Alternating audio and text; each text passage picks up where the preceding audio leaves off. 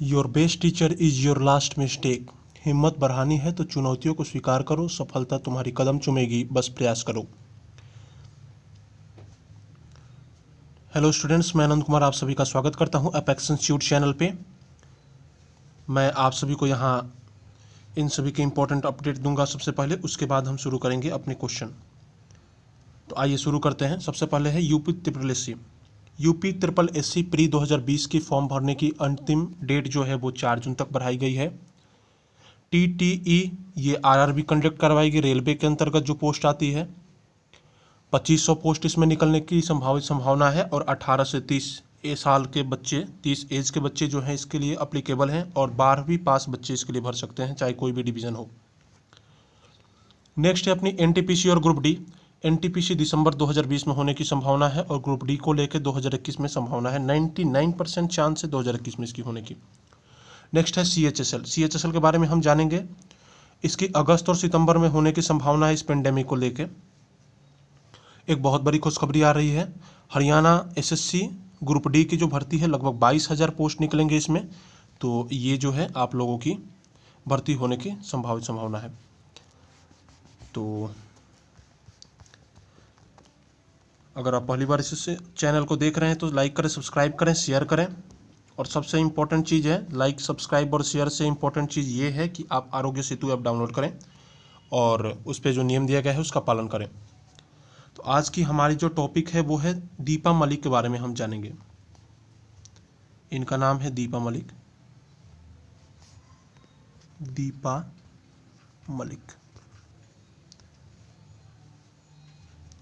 Notes बनाना dear students बहुत important सिद्ध होगा आप लोगों के लिए।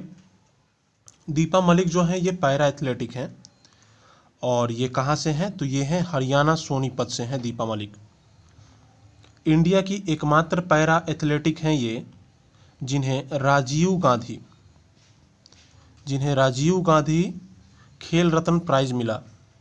ठीक है। भारत पैरा ओलंपिक समिति की अध्यक्ष भी हैं। इंडिया की जो पैरा ओलंपिक समिति है उसकी हेड कौन है ये भी पूछा जा सकता है आपके पेपर में, तो वो है दीपा मलिक। अच्छा, एक चीज़ और आप लिख लें अपनी नोट्स में। ये जो हैं दीपा मलिक, ये गोल्फ जो गोला फेंक होता है, जो गोला फेंक जिसे शॉट पुट बोलते हैं, और एक चीज़ जैवलिन थ्रो होता है। जैवलिन थ्रो को हिंदी में क्या बोलते हैं? भाला फेंकना। तो ये भी खेल खेलती हैं ये। ठीक है। तो ये दीपा मलिक से संबंधित रहा कुछ इंपॉर्टेंट चीज़ जो आपके पेपर में पूछने की इसकी संभावना है। संभावना क्या है? 88% चांस है कि आपके पेपर में ये पूछा जाएगा। ये इम्पोर्टेंस चीज़ें, करंट अफेयर आपकी अब स्टार्ट हो रही है। स्टैटिक चीज़ें भी आपकी GS सेशन में स्टार्ट होगी। हमारे इंग्लिश टीचर भी अपडेट होंगे बहुत जल्द, जो यहाँ पे अभी जस्ट बैठे हुए हैं। तो अब हम नेक्स्ट टॉपिक लिखते हैं। स्टूडेंट्स आप लिखो, यहाँ पे क्वेश्चन देना या एरो की चिन्ह देना और लिखना कि किस मंत्रालय ने चैंपियंस पोर्टल लॉन्च किया है। आप www.championsgovernment.in पे जाओगे तो आपको इसके बारे में फुल विवरण मिल जाएगा। उस मंत्रालय का नाम है MSME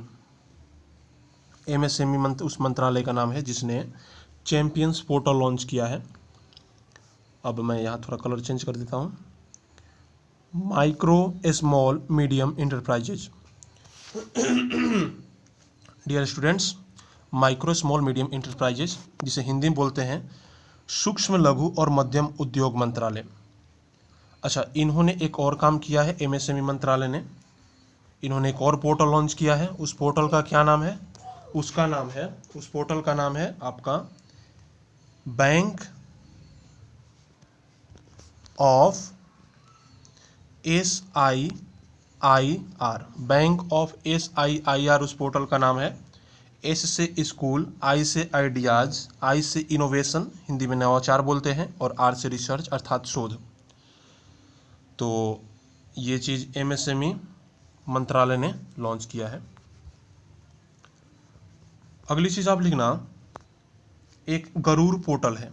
मैं यहाँ लिख देता हूँ। एक जो है पोर्टल उसका नाम है गरुड़ पोर्टल। क्या नाम है उसका? गरुड़ पोर्टल। ठीक है स्टूडेंट्स। तो ये जो है नागरिक उड्डयन मंत्रालय जो बोलते हैं कि मिनिस्ट्री ऑफ सिविल एविएशन बोलते हैं, हिंदी में शायद नागरिक उड्डयन मंत्रालय बोलते हैं, तो उन्हीं ने लॉन्च किया है। मिनिस्ट्री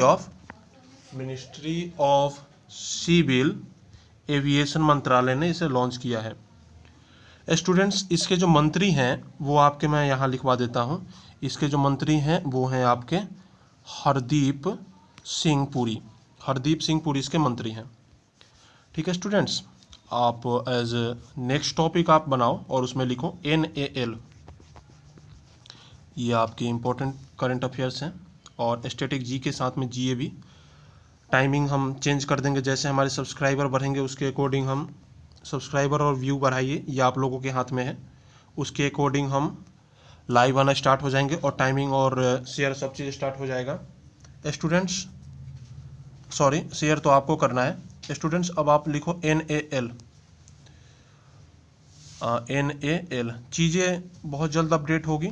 लॉकडाउन जैसे खुलता है हम अपनी सेटअप कैमरा etc जो भी है लाइव आना स्टार्ट हो जाएगा हम लोगों का। सब्सक्राइबर बढ़ाएं प्लीज़। NaL के बारे में जानेंगे हम। बढ़िया से बढ़िया कोशिश करेंगे, अच्छे से अच्छा कंटेंट आप सभी को प्रोवाइड कराएं। स्टूडेंट्स, बहुत अच्छी कंटेंट मिलेगी आप लोगों को। NaL का पूरा नाम होता है national aerospace laboratory. National aerospace laboratory लिखते जाना प्लीज़। NaL जो है इसने कोरोना वायरस से बचाव के लिए नॉन इन्वेसिव वेंटिलेटर VIP बनाया है। किसने बनाया है? तो NaL ने बनाया है। किससे बचाव के लिए बनाया है? तो कोरोना वायरस से बचाव के लिए बनाया है। क्या बनाया है? तो VIP एक नॉन इन्वेसिव वेंटिलेटर है, ये बनाया है। स्टूडेंट्स, NaL जो है ये आपकी CSIR मंत्रालय के अकॉर्डिंग आता है। इसको बोलते हैं council of scientific and industrial research. Council of scientific and industrial research Hindi में इसको बोलते हैं। नोट्स प्लीज़ अच्छे से बनाना, साफ सुथरी बनाना। यहाँ पे मैं आपको ऐसे समझाने की कोशिश कर रहा हूँ। हिंदी में इसको बोलते हैं वैज्ञानिक एवं औद्योगिक अनुसंधान परिषद। स्टूडेंट्स, एक और क्वेश्चन पूछा जा सकता है कि इसका हेडक्वार्टर कहाँ है, ये बताओ आपके पेपर में। तो आप यहाँ सीधे उसको लॉक करना दिल्ली। ठीक है। क्वेश्चन एक चीज़ और पूछा जा सकता है आपसे कि चलो ठीक है, हेडक्वार्टर आपने बता दिया, अब आपका काम ये है कि आप इसका डायरेक्टर बताओ। इसके हेड कौन है, इसका डायरेक्टर जनरल कौन है? तो ये बहुत ही इंपॉर्टेंट पर्सन है। इनका नाम है शेखर मांदे। शेखर मांदे साहब हैं। ठीक है, शेखर मांदे। स्टूडेंट्स, आप नेक्स्ट टॉपिक आप बनाओ। नेक्स्ट टॉपिक आप एक काम करो, एक मिनट, नेक्स्ट टॉपिक आप मत बनाओ, इसी में आप लिख लो कोरोना वायरस देख के लिख लो आप। इससे संबंधित कुछ चीज़ जो मुझे अभी रिकॉल हो रही है मैं आपको बता देता हूँ। जैसे जैसे चीज़ें अपडेटेड होती रहेगी बहुत सारी अच्छी चीज़ें आप लोगों को प्रोवाइड कराई जाएगी।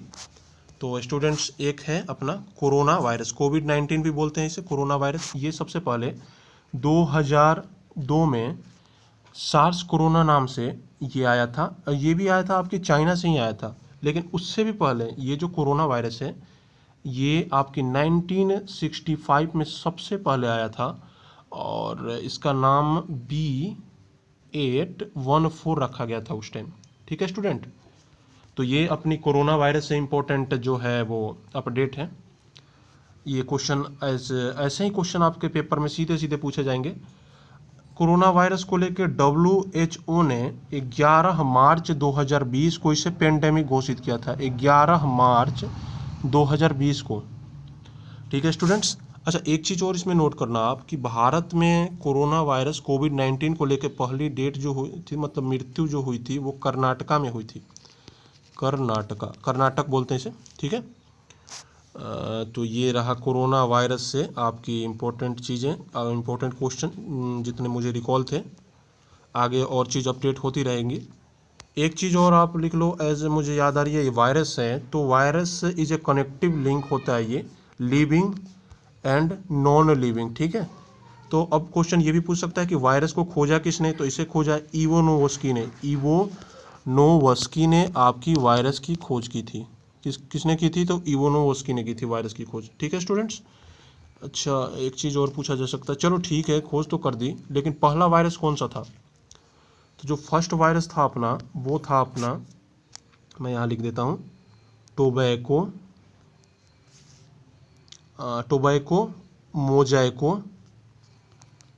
मोजैको वायरस, VIRUS, यहाँ वी होगा, VIRUS। ठीक है। और ये टोबैको प्लांट पे, मतलब कि टोबैको प्लांट जो होती है उसके अंदर देखने को मिला था। ठीक है। एक चीज़ और, एक दो चीज़ आप इसमें नोट कर सकते हो कि वायरस से जो होने वाली डिजीज़ हैं, होने वाले रोग हैं, ये भी क्वेश्चन पूछा जा सकता है। जब आपको साइंस पढ़ाया जाएगा तो उसमें भी ये आपको बताया जाएगा। तो फिलहाल आप लिख लो, रिवीजन हो जाएगी आपकी। एक तो है चेचक, जिसे चिकन पॉक्स बोलते हैं। एक है डेंगू, और स्टूडेंट्स एक है, मुझे जहाँ तक याद आ रही है, पोलियो। ये भी वायरस से ही होती है। तो ये रहा आपकी इम्पोर्टेंट अपडेट रही। प्लीज़ सब्सक्राइब करें इस चैनल को, लाइक करें, शेयर करें ज़्यादा से ज़्यादा दोस्तों में। ये आपका अपना चैनल है और आपको बहुत अच्छी चीज़, यहाँ अच्छे कंटेंट प्रोवाइड होते हैं। तो प्लीज़ आप इस चैनल को लाइक करें, शेयर करें, सब्सक्राइब करें। बहुत बहुत धन्यवाद आप लोगों का। तो अगले सेशन में आगे मिलते हैं।